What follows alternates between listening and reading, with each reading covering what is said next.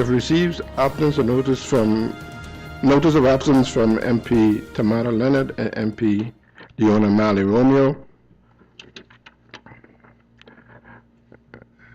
We are all aware that the Prime Minister, Marcel Gums, has submitted a national ordinance to dissolve Parliament according to Article 59 of our Constitution.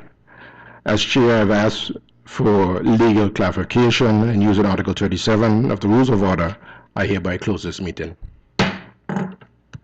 First of all was to contemplate on what took place and immediately, therefore, ask for another meeting of Parliament, which we have asked to have as an agenda point the illegal act by the Vice Chair of Parliament, MP Cornelius De Wever. As of this morning, we learned that the chairman as well as the two vice chairpersons of Parliament have made their position available. In the case of MP Cornelius De Wever, this making of his position available took place at a previous meeting. You would recall that the excuse of having made his position available was used by MP De Wever not to chair the meeting.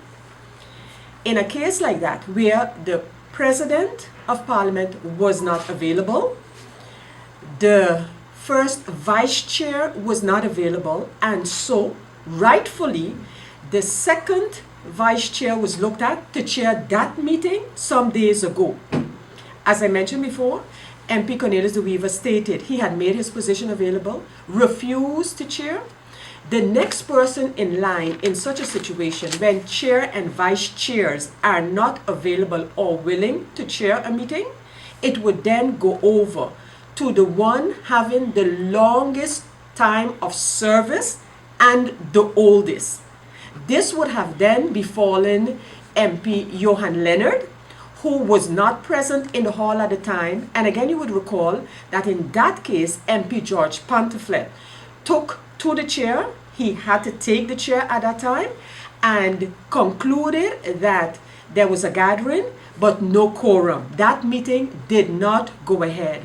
Lo and behold, this morning's meeting, one called according to all the rules and regulations, the second vice chair takes to the chair and then declares the meeting closed after briefly stating that one, he has taken note and wrongly refers to a decision by the government as a national ordinance. So he states he has taken note of a draft national ordinance to dissolve Parliament. So very, very wrong. There is no national draft ordinance to dissolve Parliament. And he continues to state that based on that, he is seeking legal clarification. The question would be from whom? And a decision that has not been ratified by the governor to dissolve Parliament, that's also a question. Legal ratification by whom? He has not been mandated by the Parliament to seek any legal clarification. And thirdly, he then states that based on Article 37, he hereby closed the meeting until further notice. Yes, Article 37 of the Rules of Order indicate that a chairperson can close or adjourn a meeting. However, he or she does so in the interest of the proceedings or in the interest of the order of the meeting. There was no start of proceedings in the meeting. So if the vice chair, second vice chair, feels that he could use Article 37 to open a meeting before giving any member of Parliament the opportunity to react to his statement, a President of Parliament is not an independent function. It is the representation of Parliament. And so without doing any of that, giving a member of Parliament the opportunity to give their opinion on what he should have been proposing, not doing, the chair, in our opinion, actually carried out an illegal act an illegal act that is hindering the functioning of Parliament. What the Vice Chairman of Parliament, second Vice Chairman, MP Cornelius de Weaver, is attempting to do is shifting the problem that exists with the government not tendering its resignation and bringing it to Parliament. And that is a misuse of power and authority that is vested in a chairperson of Parliament to represent Parliament, not an independent function. And so we have labeled that act an illegal act, and we have asked for an urgent meeting of Parliament to address that matter.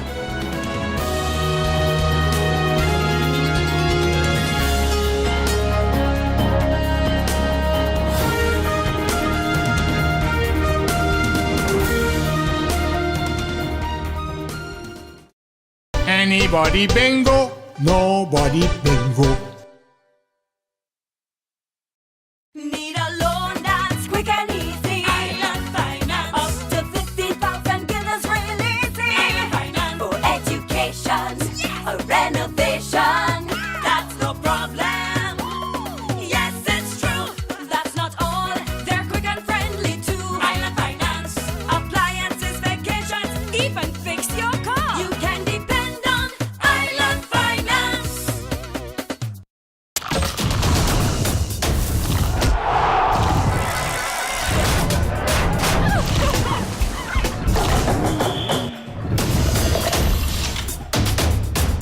Vitamalt takes care of you. And now, check under the marked caps for a chance to win prizes. More detail on press.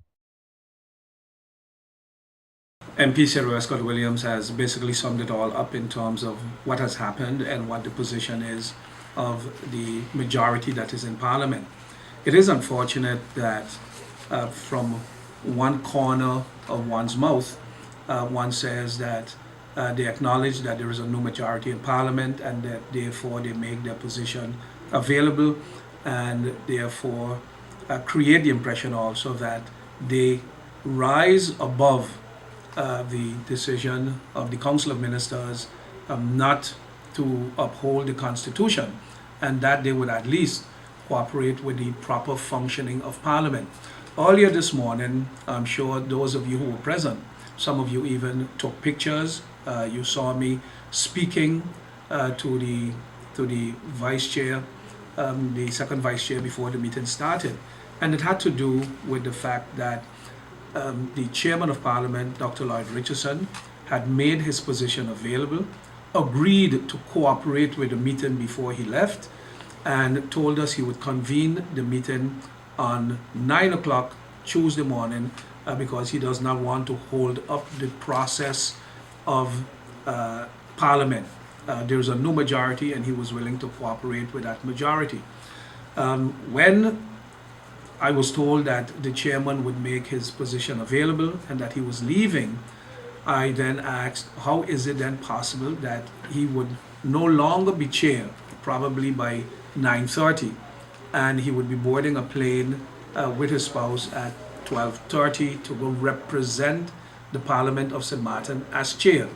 So when you saw me speaking to Mr. Cornelius de Weaver, is because we were looking for a way out, and the majority in Parliament had agreed that to avoid any embarrassing situations and negative consequences on the part of MP Lloyd Richardson, since it's 2 weeks ago that the motion of no confidence in the government was tabled, and he would know that there would be consequences as well. We did not want to create any embarrassing situation, and we told the Griffier and the Deputy Chair of Parliament that we were prepared to table a proposal that because of the recent developments and the changing of the guard, that Parliament would support a vote for Lloyd Richardson to represent the Parliament of St. Martin, even though he would no longer be the chair. But it is clear now that they are probably applying tit for tat. You hit me, I'm going to hit you last lick. So this is now supposed to be a retaliation to the vote of no confidence that was tabled against the Council of Ministers. Nobody, and certainly not the people of St. Martin, are solved with this situation as is. And like we have been saying all week, it is on the 15th of May of 2013, and I think it was carried in both daily newspapers. We for sure have pulled up the article that appeared in the Today newspaper of the 15th of May of 2013, in which the leader of the UP party clearly said that once a government loses the majority, that government has one option: to tender your resignation, and failure to do so is in violation of the Constitution. Now, may I recall that there was no motion of no confidence against the ministers at that time. The ministers, however, before a motion of no confidence, tendered their resignation. The situation that we have now is that Article 33, sub 2 of our Constitution clearly states, once a minister or a group more ministers get a vote of no confidence, they have to resign. The present Council of Ministers are trying to create a constitutional crisis, ignoring the decision of the governor that he will not dissolve Parliament because there is no reason to, and they're obstructing the further process of arriving at a new government. We can sit back and hope that it will all go away, but apparently the Prime Minister has made it clear to some people close to him that he is not a politician and he doesn't care. Let the Dutch come in and take over, but he is not going to move out of that chair. Now, when a minister, someone who is sitting in the seat of a minister, makes such reckless statements, but even if he would deny having made them, his actions and that of the rest of the Council of Ministers clearly indicate that they do not respect the Constitution, that they do not care about the Constitution. And the leader of the UP party, Theodore Heiliger, researched it in the media, May 15th, 2013, in a statement, said that a minister that gets a vote of no confidence, and I'm saying, I agree, because that is what the Constitution says, but why is it now that because the shoe is on the other foot, that is no longer good, and they do not care? Because if the UP is not in government, then ship jumping is illegal.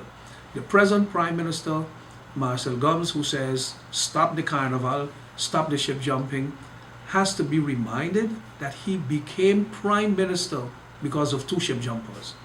The first two ship jumpers following the elections of 2014, August 29th, were Cornelius de Weaver and Leona Marlin Romeo, and that is how the new coalition, or the former coalition, got into power, and that is how Mr. Marcel Gomes was brought out of retirement to become the Prime Minister of St. Martin. Then ship jumping was okay. Then ship jumping was allowed because Marcel Gomes and the UP were in power, and now that they have lost their majority, they are willing to let this island sink. They are willing to let this island be the shame of the Caribbean and the world. They are willing to let the Dutch come in and take over, as they are claiming, because they do not want to leave office. Personally, I believe it has more to do as well with buying time so that they can sign off on certain projects that they realize that they would not have been able to get going. One of them apparently is the expansion of the prison with a price tag of some 13 million that is not going unbid and will be handed to a contractor without a public bid. One of the other things that we understand they're trying and hell-bent to finalize something hurriedly is the conversion of the GEBE generators from using heavy fuel to LNG, and they are busy negotiating, and that is the memorandum of understanding that was signed back then that created hell indemnation between the board and management of GEBE, but they're trying to tie that in quick so that there seem to be some close to government who will benefit from a long-term contract with that company. We requested a meeting, seeing that Parliament, the function of Parliament must continue, where the replacement of the President, the first Vice President, and the second Vice President would have taken place this morning.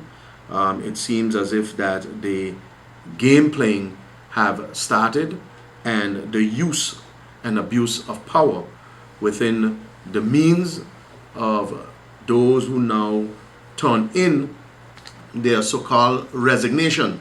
They use very nice legal terms, making my position available to Parliament. I think it's very nice to use that term because, like we all say in legal terms, one uses it in their interests as a legal mind. But I do believe that it's unfortunate this morning that, again, the people of St. Martin, after Constitutional Day was yesterday, that was observed not in the fashion that it should have been observed. It shows again that our Constitution is being used and abused. Firstly, the Council of Ministers got a vote of no confidence. They should have tendered their resignation immediately. They didn't. They believe that they have the right to invoke Article 59 on the Parliament, which we have seen the governor took his decision and basically agreed with the majority of 8 that forms a new government. I believe that is the basis that we need to look at.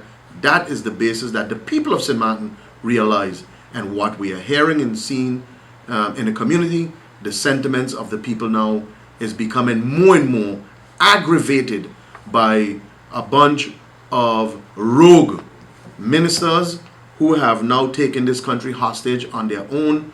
And it's the bottom line, they don't have shame. They don't have shame that you got a vote of no confidence, but you're traveling, you're going to meetings, you're sitting with dignitaries, you're sitting with everyone while you have gotten a vote of no confidence and going as business as usual. It shows that while they said that it was a professional cabinet, it shows again that even those who proclaim to be professionals is not using the name professional in the right manner. I think I'm calling on all of those who have sit in that seat and now today trying to use it to their benefit.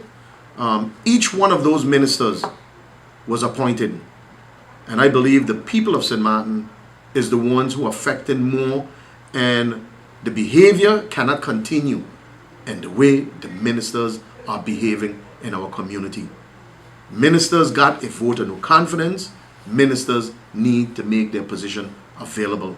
When you take a look and you listen to other members of Parliament on our different islands that once formed the Netherlands Antilles, those in Curaçao were telling us that can't happen on Curaçao, what is happening on St. Martin. And a lot of them is saying, 2 of them in there for sure should know better. The Prime Minister, Marcel Gunn, who sat in Curaçao for many years, haven't achieved one thing for St. Martin, but today now want to talk about achieving what for St. Martin by sitting in the position. Dennis Richardson, who we hold at the highest esteem in our community, today going along knowing that they are breaking the rules and our Constitution the way it was laid down by the people of this country, because the people of this country who put our Constitution together. And I think that is the problem we are seeing happening in our community. And the people of St. Martin is voicing their concerns on all the talk shows, all programs, that they had enough of it. And I'm saying that this can't continue the way it is being done to the people of St. Martin. And we look forward with this new meeting that we have requested to get clarity from the second vice chair on the issue and the manner and how he have closed the meeting this morning, so we too could be abreast of what is transpiring in the proceeding. Does the new coalition support any protests action that is being organized? Well, one of the things in life, people has a right to protest, but protesting is something that one should do it in the right manner. I believe that we all protest one way or the other. But if a government continues to behave in this manner, which other direction should the people go to? They can't go to the same government who is not living up to the rules and the law of the country. So the people would always look at protesting either via radio, television, or by marching where that's concerned. I believe as long as one do it in a peaceful manner and protest the issue, I see no reason that the people should not protest where that's concerned.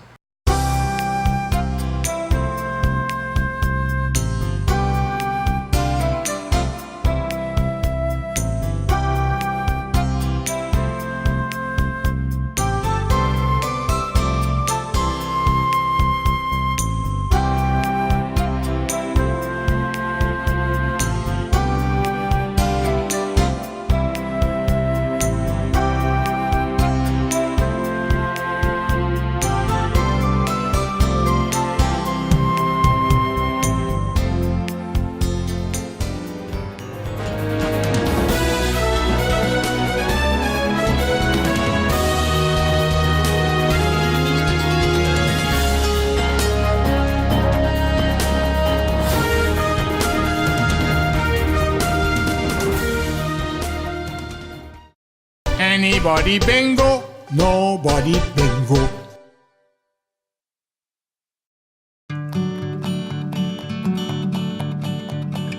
It's been said that behind every door, possibility awaits.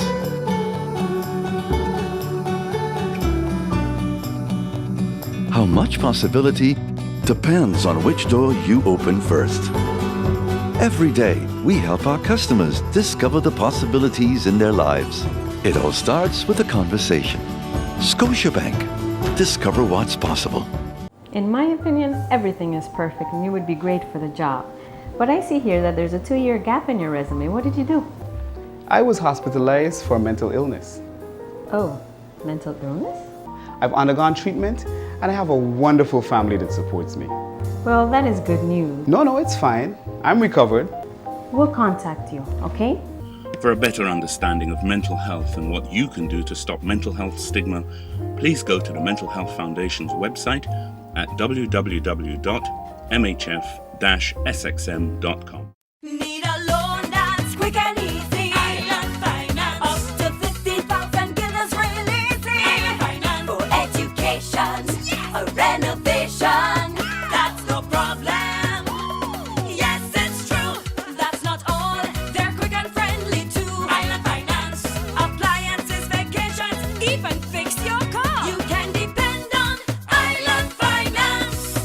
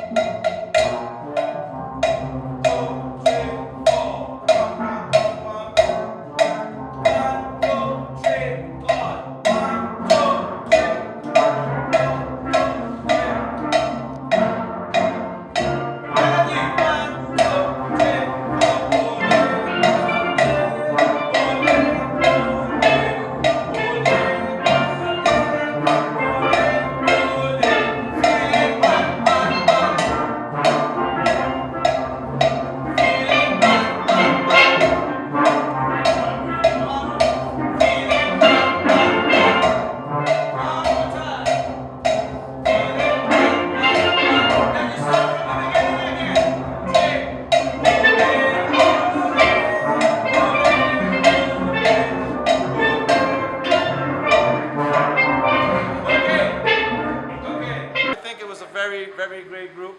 I think I see the enthusiasm on all their faces. This was the first time we did this, so I want them to know they're part of history, actually. And we look forward for more visitors and cruise passengers coming and taking part in this. Well, they're coming back on Sunday? Oh! Okay. So, I want to say it's a great thing that happened for somebody and us. and I think that way we can spread the steel pan music across the world. Well, you took like how many hours? For 2 hours and a half to get these people to play a tune? No, huh? No, this was That's better than you 45 minutes maybe. 45 minutes. 45 minutes, and I think they did great, fantastic. They did fantastic. Fantastic.